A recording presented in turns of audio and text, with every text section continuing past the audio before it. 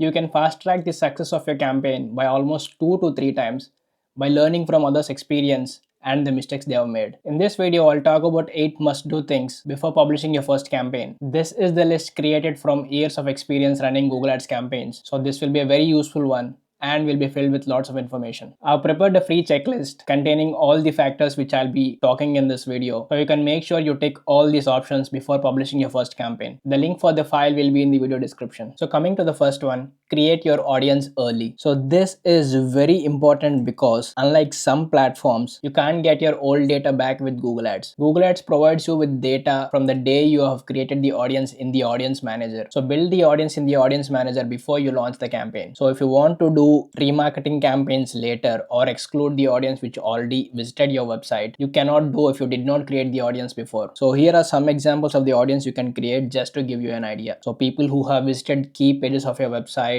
like product pages or pricing pages. You can also create visitors who have visited any page of your website, and then people who have purchased and not purchased, so that you can exclude this audience or include this audience whenever necessary. Coming to the second one, which is audience exclusion. So not just adding the right audience, you can also exclude the audience which are not relevant for you. Like for example, if you're selling a product that is not for people below 25 years of age, you can exclude that. If you are a B2B company and only want to advertise for companies having more than 250 employees, you can do that as well. Again, this is just an example. Have a look at the options you have once and you'll get a pretty good idea about the options you can exclude for your business. And of course, you can also exclude some devices like mobiles or tablets if you're in B2B. And of course, check the data in your CRM before taking this action. Like if you see that all the leads which you're getting are only from people using like PCs, you can do that. So check the data in your CRM before taking this action. And coming to the third one, choose the right bidding strategy. So if you do not have data in your account, start with maximize clicks and then go with maximize conversions. Of course, this is not a hard and fast rule, but if you start your campaign with maximize clicks, you will get the data faster and Google will also learn your campaigns faster. And once you get sufficient conversions, you can move to maximize conversion strategy. And if you're starting the campaign with maximize click strategy, make sure that you have set a maximum cost per click. If not, Google spends crazy amount. Coming to the next one, pin headlines and A/B test ad copies. So this help you get the data fast. So if you do not pin the headlines, it takes hundreds of combinations for Google to figure out which is your winning combination. Also imagine the budget you would need for that. So you have a better understanding of your ideal customer profile than Google does. Hence, write your ad copy accordingly and then pin the required headlines and descriptions. You can pin a couple of headlines in each section, making sure that all the combinations make sense. And testing, you can add at least 2 ad copies per ad and test different ad copies and make sure that only one thing is different between the ad copies you're testing. If not, you don't understand why a particular ad copy won. And people think that you have to add all the 15 headlines and 4 descriptions, which is not needed. Only fill what you can. Just to fill all the headlines and descriptions, do not fill up with some ad copy which do not bring any value to your ad or your brand. And of course, not filling all the headlines and descriptions will reduce your ad strength. That brings me to the next point.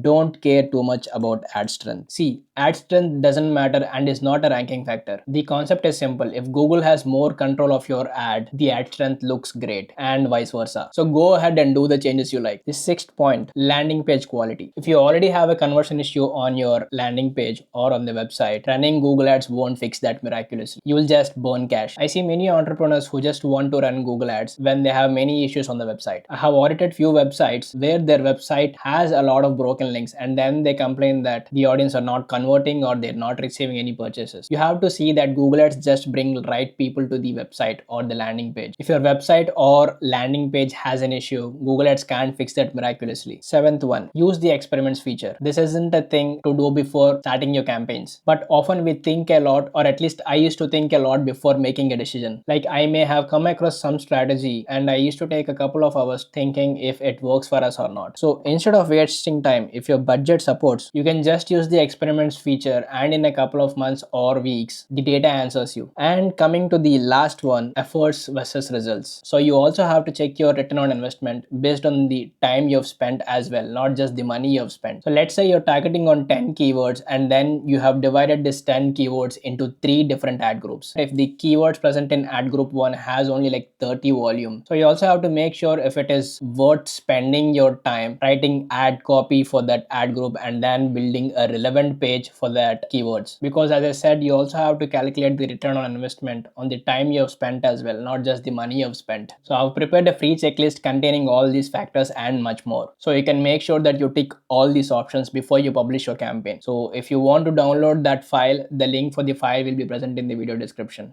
So I could only cover 8 topics in this video because it is becoming too big of a video. There are 8 more factors to consider before launching your first campaign or at the initial phase of your campaign. You can click here to watch the video. Thanks for watching this video, and hopefully I'll see you in that video.